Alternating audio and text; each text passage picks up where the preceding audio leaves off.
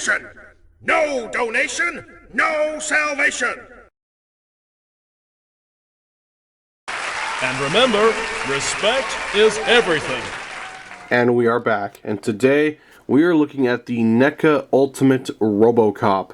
So, yeah, this was a figure that I wasn't originally planning on getting. The only reason I really bought it is because it was in the store at the time, and I decided, you know what, I need to replace my old Robocop figure anyway, so I decided, screw it. I went ahead and picked him up. He was not cheap. He was like 35 bucks, but from what it looks like, he does come with a lot of stuff.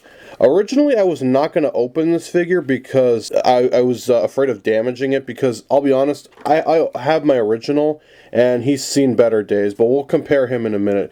But I decided I am going to go ahead and open him because I do need to replace my other Robocop figure because, like I said, that figure has seen better days, and because I want to have a decent, you know, Alex Murphy to display, you know, with the rest of my heroes shelf, because for those who don't know, I have a shelf of pretty much all the action heroes that I grew up with. Let's get him out of the box and take a good look at him and see what he comes with, because he does look like he comes with a fair bit of stuff. Okay, I am back. He did come with instructions for the holster mechanism, which was one of the main reasons I bought this, because I was really excited about that feature, since the original Robocop release didn't have that. Also comes with this really nice background of just like a wall from a city street, so I may actually do something with that. I am going to keep the packaging just because, you know, I do want to preserve the artwork, since this is actually really good artwork. I'm probably just going to cut off the front of the box and just keep that on the wall as a poster or something. Because the main reason I wanted to keep this in the package was because I have a T800 endoskeleton that I keep in the package, because that thing is so delicate. I destroyed my old one, so I had to replace that figure as well. So I kept that one in the packaging. I was going to keep him in the box as well and have like a Robocop versus Terminator display, if anyone is old enough to remember that game. Let me get him out. There we go. One thing to look out for, be careful with those pistons, because on my old one they did break. There's Robocop. So he comes with this blast effects, which does go on to the end of the Auto 9. So that'll just clip in like that, I believe. Okay, I think it just clips on. It basically just goes on the end of the gun like that to recreate the shooting effect from the movie. I mean, it's cool, but I think if they added a little more amber to this instead of this weird kind of white color, it would have looked better. But aside from that, I mean, it's fine. It's an accessory. I would have preferred something else maybe, but it is what it is. We do have his data spike that he used to go into the OCP computers and kill Clarence Bodiger with, so that was, it's a nice little accessory. What else does he come with? He does come with the Cobra Assault Cannon. I am going to be very delicate with these bipods here, because I don't want to break those. They are a little tight, so just watch out for them. It's got a nice sling to it as well. I might put this on my Predator figure. But there's the Cobra Assault Cannon. The magazine does not remove, which, I mean, that's fine. This does appear in the first movie several times. I think they also blew up one of the 6000 SUXs with this thing, which was kind of a shame, because I always thought the car in that movie was really cool. That and the main police cars, which were just Ford Tauruses dressed up as cop cars, but I don't know. I'm weird like that. I like stuff like that. But there's the Cobra Assault Cannon. Let's take a look at the Alex Murphy head again. It's a pretty good representation of Peter Weller from 1987. Not bad. I may actually put this on my old Robocop, just so I have a reason to use this, and then just maybe retire that head or something, because that's the other thing. The paint on this is incredibly faded. But let's look at the spring-loaded holster, because that was my biggest thing. That, oh, he can hold the Auto 9 as well, if we want to look at that real quick. So go ahead and put that in his hand, and actually put his finger in the trigger guard, because that's something I get really irritated when I see reviewers. They'll put the gun in his hand, but they'll never get his finger in the trigger guard. That's if it wants to go in, which I'm starting to understand now why they're. I don't know. It'll go in.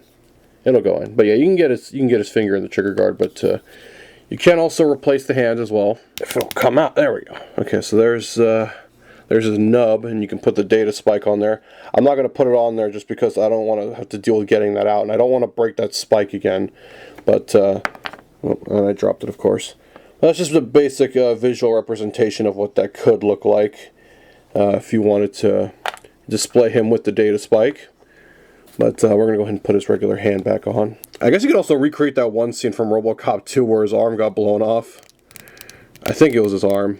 Something like that. But go ahead and let's go ahead and test out that holster feature. Alright, so there we go. Now if I remember correctly, you're supposed to do it from an angle like this. Okay, I was able to get the gun into the holster. Let's see if we can actually close it up now.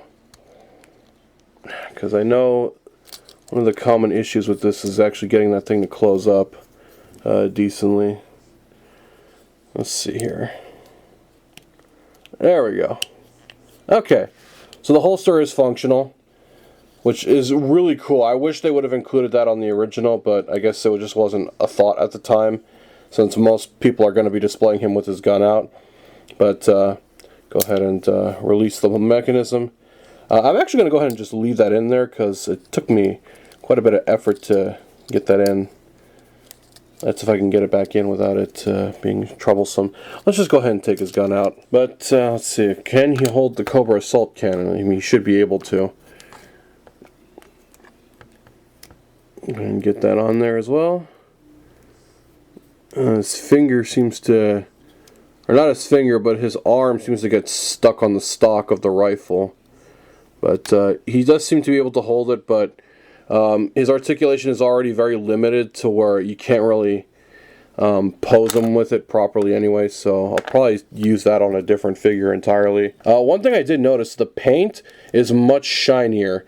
It also has a lot more hints of purple and kind of the dark blue tinge that it had in the movie, whereas in the original it was more of just like a flat silver with the bluish metallic on it. But yeah, as you can see in this lighting, he shines really brightly, so that to me was, you know, also enough to warrant getting this as well. So if you already have the previous releases, he basically is just, you know, a re-release of the spring-loaded holster Robocop. But I mean, I needed a replacement Robocop, so that was my main justification for getting this. So I'm fine with it. $35 though is quite a lot for this figure, so just keep that in mind if you do find him in the wild, because he is a little pricey. But I found the best way to get the gun in is just kind of going at an angle. But we'll deal with that later. Let's just put it back in his hand for now. That mechanism is not the most fun thing to use either, so I'm probably going to keep the gun in his hand just for the sake of display purposes. But there he is. Again, not much to look at. But, you know, I'm a huge Robocop fan, so I wanted to do a video on this figure. And I'm kind of glad I opened him now because, I mean, I am probably going to mess with this a bit. But, anyway, until next time, you all have a good one. Hallelujah! Another soul saved!